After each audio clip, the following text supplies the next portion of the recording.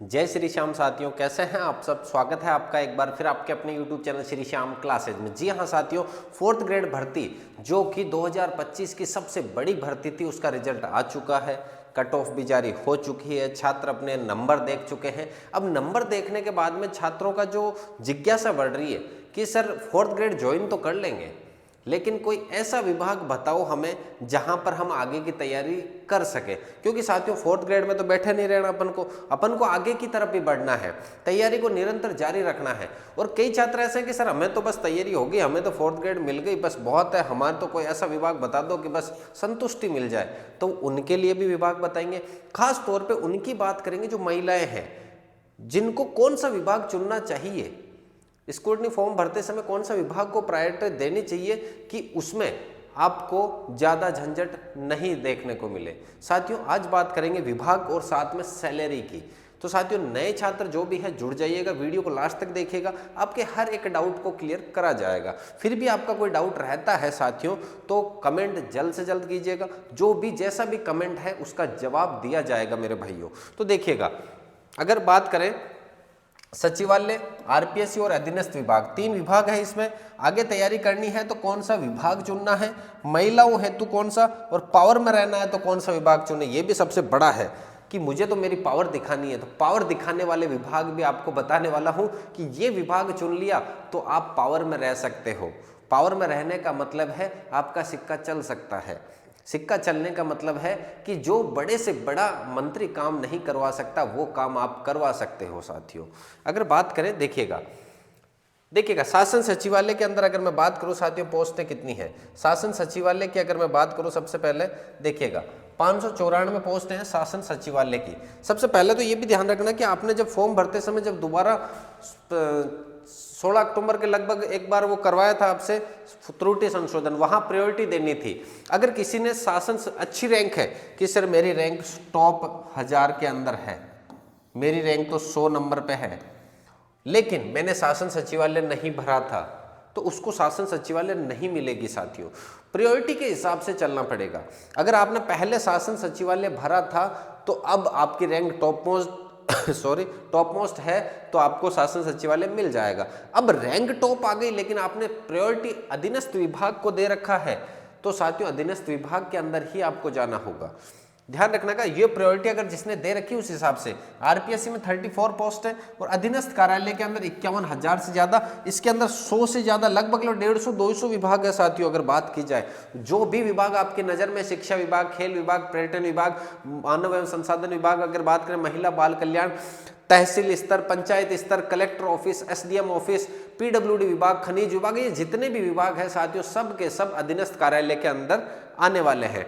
अब साथियों बात करें कि सर अधीनस्थ कार्यालय के अंदर इतने विभाग तो होंगे, जब हमें वापस फॉर्म भरवाया जाएगा, जिनके 2 गुना में होगा ना सिलेक्शन, उनकी बात कर रहा हूं साथियों मैं, उनके अलावा जिनका फाइनल ज्वाइनिंग होगी उस समय की बात कर रहे हैं। अभी आप ये मत करना सर हमसे भी भरवाएंगे, जिनकी 2 गुना कट ऑफ में है जा साथियों, उनके डॉक्यूमेंट चेक होंगे, उसके बाद में यहाँ पर कौन सा विभाग बेस्ट है कौन सा विभाग नहीं, उसके बाद में देखो। लेकिन छात्रों की जिज्ञासा रहती है कि हर एक चीज को पहले जान लिया जाए, तो उसके बारे में बात कर रहे हैं साथियों।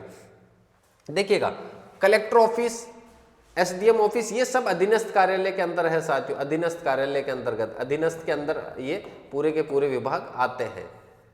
एसडीएम ऑफिस, तहसील ऑफिस, पंचायत समिति ऑफिस, पुलिस विभाग, आबकारी विभाग, खनिज विभाग, पीडब्ल्यूडी विभाग, नगर निगम, नगर पालिका, महिला बाल विकास विभाग, पर्यटन विभाग, सैनिक कल्याण विभाग, चिकित्सा विभाग, खेल विभाग, उद्योग वाणिज्य विभाग, होमगार्ड यानी गृह रक्षा का विभाग, जेल का विभाग, कृषि विभाग, सिंचाई विभाग, ये 20 तो मैंने लिखे हैं साथियों। ऐसे 100 से भी ज्यादा, 150 के लगभग विभाग हैं आपके अधीनस्थ कार्यालय के अंतर्गत। कुछ विभाग में 10-20 पोस्टें हैं, कुछ में 150-200, शिक्षा विभाग में लगभग 20-30 हजार के लगभग पोस्टें भी है साथियों, ऐसा सुनने को मिला है।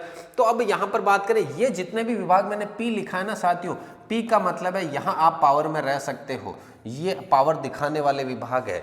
अगर ये चुन लिए तो आपका मतलब कहते हैं ना कि जो कलेक्टर ऑफिस में अगर आपकी ड्यूटी है तो आप छोटे मोटे काम करवा सकते हो। कहने का मतलब है जो भी, अगर कहते हैं ना कि कोई भी काम करवाना है तो मतलब बाबू के हाथ से जाना पड़ेगा, तो वो बाबू का हाथ आपका ही होगा साथियों। तो वहाँ कलेक्टर के पास पहुँचने से, अभी मैं चाहूँ कलेक्टर से मिलना नहीं मिल पाऊंगा साथियों, लेकिन मेरा अगर कोई स्टूडेंट वहाँ लगा हुआ है तो मैं उससे सिफारिश करूँगा कि भाई कलेक्टर से बात करवानी है, तो वो स्टूडेंट जो मेरा लगा हुआ है वो बात करवा देगा। तो मतलब वो आपके हाथ में रहेगा पूरा का पूरा चार्ज यहाँ पर साथियों। पी का मतलब पावर विभाग। इसके अलावा ये विभाग भी इसके अंदर आएंगे साथियों। यहाँ पर बात करें तो जितने भी विभाग है ये अधीनस्थ कार्यालय के अंतर्गत आते हैं। 51,000 के लगभग इसमें पोस्टें हैं, अलग अलग विभाग में अलग अलग पोस्टें हैं। जब आप ज्वाइनिंग लोगे तो उस समय आपसे प्रायोरिटी मांगी जाएगी कौन सा विभाग। अब यहाँ पर जो खेल होगा ना साथियों, वो देखो खेल कौन सा होगा, खेल कौन सा होगा। अगर मैं बात करूं देखिएगा साथियों, खेल कौन सा होने वाला है कि जब आप ज्वाइन करोगे, आपकी रैंक है 1000, आपने का विभाग भरा है जैसे कि चिकित्सा विभाग, चिकित्सा विभाग। अब आपके घर के पास में, आपके घर के पास में अगर कोई हॉस्पिटल है जहां पोस्ट खाली है तो वो आपको मिल जाएगी। लेकिन आपसे पहले आपके ही गांव का या आपके पड़ोसी गांव का जिसकी रैंक अगर मान के चलो 999 ही है, वो अगर आपसे है, कैटेगरी एक ही है, वो अगर चिकित्सा विभाग भर देता है वो भी, तो पहले उसको मिलेगी 999 रैंक वाले को, आपको बाद में दी जाएगी। अगर आपके आसपास में जैसे कि आपके गांव में खाली नहीं थी सीट, वो 999 वाले को मिल गई, तो अब आपको आपके पड़ोसी गांव में या थोड़ा दूर मिलने की संभावना है। तो साथियों यहाँ पर अगर मैं बात करूँ तो अगर आगे की तैयारी करनी है, अगर आगे तैयारी करनी है तो कौन सा विभाग चुनना होगा। अगर आगे की तैयारी करनी है तो साथियों मैं बात करूं कि जो विभाग आपके सबसे पास में है, सबसे नजदीक विभाग, नजदीक विभाग है उसको प्रायोरिटी देनी है आपको। जो सबसे नजदीक विभाग है ना उसको प्रायोरिटी दो। अगर आप जैसे कि चुन लेते हैं सैनिक कल्याण विभाग, तो साथियों सैनिक कल्याण विभाग आपके मुख्यालय पर मिलेगा, जिला मुख्यालय पर मिलेगा। अब मेरे घर से जिला मुख्यालय 100 किलोमीटर दूर है, तो मुझे 100 किलोमीटर दूर जाना पड़ेगा। अगर मैं कहता हूं चिकित्सा विभाग चुना मैंने, चिकित्सा विभाग हॉस्पिटल मेरे घर से 20 किलोमीटर दूर है, तो मुझे 20 किलोमीटर दूर जाना पड़ेगा।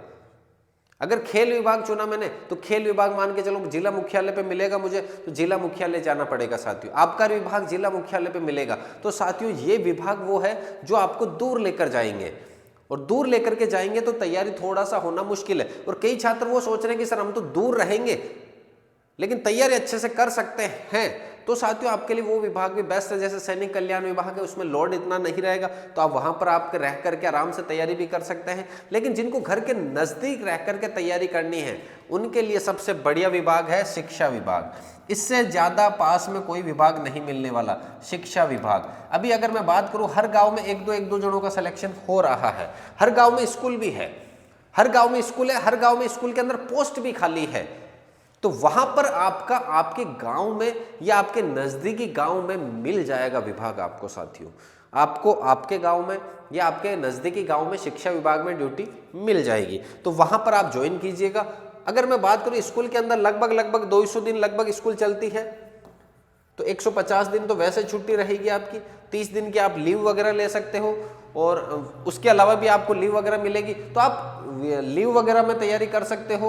और अगर जैसे कि मान के चले कोई ढाणी ढपाणी में स्कूल मिल गई आपको, जहां पर 4 टीचर है, उन 4 टीचर के लिए चाय वगैरह बनानी, उनका थोड़ा बहुत ऑफिस वगैरह का झाड़ू फूस करना, नॉर्मल तरीका, और बाकी पूरे दिन आप चाहे सेल्फ पढ़ाई कर सकते हो। उसके अलावा छुट्टियों पे छुट्टियां रहेगी, वहां पे आप तैयारी कर सकते हो साथियों। क्योंकि अपन को पता है 4th ग्रेड अपना पहली सीडी है, अंतिम नहीं है, पहली सीडी है, अंतिम नहीं है। और जिन छात्रों की अंतिम है ना, उनको वो पावर वाले ही चुनने हैं साथियों।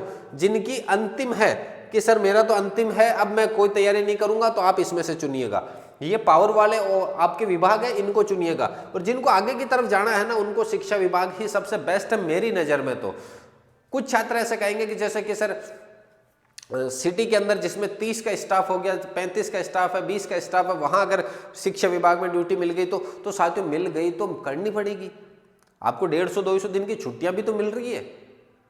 किसी भी विभाग में, अन्य विभाग में वो छुट्टियां नहीं मिलने वाली, तो आपको शिक्षा विभाग बेस्ट है मेरी नज़र में। तो अगर मैं बात करूं यहाँ महिलाओं के लिए कि सर महिलाओं के लिए विभाग कौन सा बेस्ट है, तो महिलाओं के लिए भी साथियों शिक्षा विभाग सबसे बेस्ट है, शिक्षा विभाग सबसे बेस्ट है। अगर मान के चलो एक छात्र है और एक छात्रा है, दोनों की रैंक बराबर है, दोनों की रैंक के साथ साथ बराबर है, अंक बराबर है, तो छात्रा को प्रायोरिटी पहले मिलेगी। उसको अगर एक ही स्कूल दोनों ने भरी है तो छात्रा को पहले देंगे। तो साथियों अगर बात करें तो अगर घर के नजदीक मिल रही है, छात्र तो थोड़ा दूर भी जा सकता है ड्यूटी करने के लिए, 30 किलोमीटर, 20 किलोमीटर, 50 किलोमीटर जाकर के, 100 किलोमीटर दूर मिल रही है तो वहां जाकर के रह सकता है।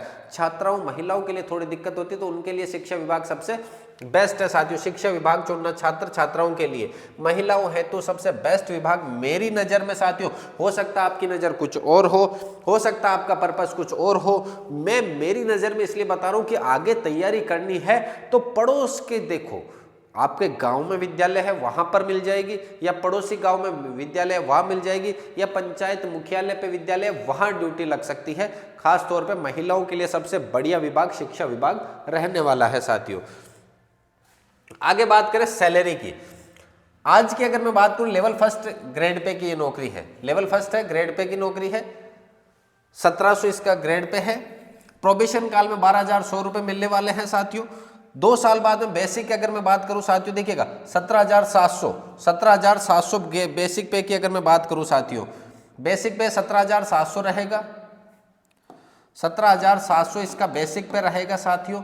10,000 डीए की अगर मैं बात करूं, डीए लगभग 58% रहेगा साथियों, डीए 58% रहेगा। एचआरए अगर मैं बात करूं 10% रहेगा, तो टोटल 68% की अगर मैं बात करूं साथियों, तो एक 17,700 का 68% निकाल के जब मैं करता हूं तो लगभग 29,736 रुपए निकल कर आते हैं। कई जिले हैं ऐसे हैं, 5 जिले ऐसे हैं जहां एचआरए कितना है, 20% भी है। एचआरए कितना है साथियों, 20% है। अजमेर, जोधपुर, जयपुर, बीकानेर और कोटा, ये 5 जिले ऐसे हैं जहां पर एचआरए आपको 20% दिया जाता है। हाउस रेंट जो दिया जाता है वो 20% भी है, बाकी 10% है। ये सैलरी साथियों तब है जब 7वां वेतन आयोग, अगर 8वां वेतन आयोग लग गया साथियों तो और भी सैलरी ज्यादा होने वाली है। और अभी बात है कि इनको लेवल 2 की नौकरी कहा गया है अब, तो इसका बेसिक पे 17,000 की साथियों अगर बात करें, 17,000 कितना हो जाएगा, लगभग 17,900 के लगभग इसकी बेसिक सैलरी बनेगी। 17,900 के लिए 18,000 के लगभग इसकी बेसिक सैलरी बन जाएगी साथियों। तो ये थी सैलरी से संबंधित आपके बारे में कोई खबर। अगर फिर भी आपको कोई भी किसी भी प्रकार का डाउट है साथियों, तो आप बेझिझक यहाँ पर पूछ सकते हैं डाउट के बारे में। कोई भी किसी भी प्रकार का सवाल है आपका कट ऑफ को लेकर के, बेसिक पे को लेकर के, विभाग को लेकर के, 2 गुना कट ऑफ, 1 गुना कट ऑफ, किसी भी प्रकार का, डिवोर्स कैटेगरी, विडो कैटेगरी, ध्यान रखना डिवोर्स कैटेगरी, विडो कैटेगरी, विकलांग कैटेगरी, इन कैटेगरियों में 5-5 गुना छात्रों को पास किया जाएगा। क्यों? क्योंकि अगर जैसे कि विडो कैटेगरी है तो उनका एक साथ कई भर्तियों में नंबर आता है, तो वो फिर 4th ग्रेड में जाने के लिए कम रहेंगे, डीवी नहीं करवाते, फिर वो दोबारा डीवी करवाए। इससे अच्छा वो कह रहे हैं कि जो आरक्षित जो है आपके, उनके अंदर कम से कम 5 गुना को पास किया जाएगा। देखिएगा, अगर बात करें एक बार, ये आज के समय लेवल फर्स्ट की नौकरी 1700 इसका ग्रेड पे है। प्रोबेशन काल में 12,100 रुपए मिलने वाले हैं। 2 साल बाद में बेसिक की अगर बात करें 17,700, आज की अगर बात करें 1700 इसका ग्रेड पे है, 12,100 इसके प्रोबेशन काल में मिलेंगे आपको। 2 साल बाद 17,700 सैलरी रहेगी। डीए अगर बात करें साथियों 58% और एचआरए 10% मिलेगा, टोटल 68% अगर 17,700 का निकालता हूं 29,736 रुपए आपको मिलने वाले हैं 2 साल बाद में। लेकिन कुछ जिले ऐसे हैं जहां एचआरए 20% है, अजमेर, जोधपुर, जयपुर, बीकानेर और कोटा, यहां पर एचआरए आपको 20% मिलेगा। ये अभी लेवल फर्स्ट की है, लेवल सेकंड जैसे ही होती है साथियों ये नौकरी, तो तनख्वाह भी थोड़ी बढ़ेगी, प्रोबेशन काल भी बढ़ेगा। और अगर प्रोबेशन काल में ही आपका अगर ग्रेड 8वां वेतन आयोग लग जाए तो प्रोबेशन काल में तनख्वाह बढ़ेगी और सैलरी जो है 29,000 है वो लगभग 35 से 36-37 हजार के लगभग पहुंच जाएगी साथियों। तो साथियों ये विभाग के जो आपका किसी भी प्रकार का कोई भी सवाल है, तो विभाग से संबंधित कोई भी सवाल है तो आप कमेंट कर सकते हैं, बेझिझक कमेंट कीजिएगा। उसके अलावा साथियों सबसे नजदीक विभाग है, अगर कई छात्र की सर मुझे इस की पर्टिकुलर तैयारी करनी है आगे, तो मुझे कौन सा विभाग चुनना चाहिए, तो कोई भी किसी भी प्रकार का हो तो आप कमेंट कर सकते हैं साथियों। तो साथियों अगर वीडियो पसंद आया है, क्लास पसंद आई है, तो चैनल को लाइक शेयर सब्सक्राइब जरूर कीजिएगा। मिलते हैं अगली क्लास में, तब तक के लिए जय हिंद, वंदे मातरम।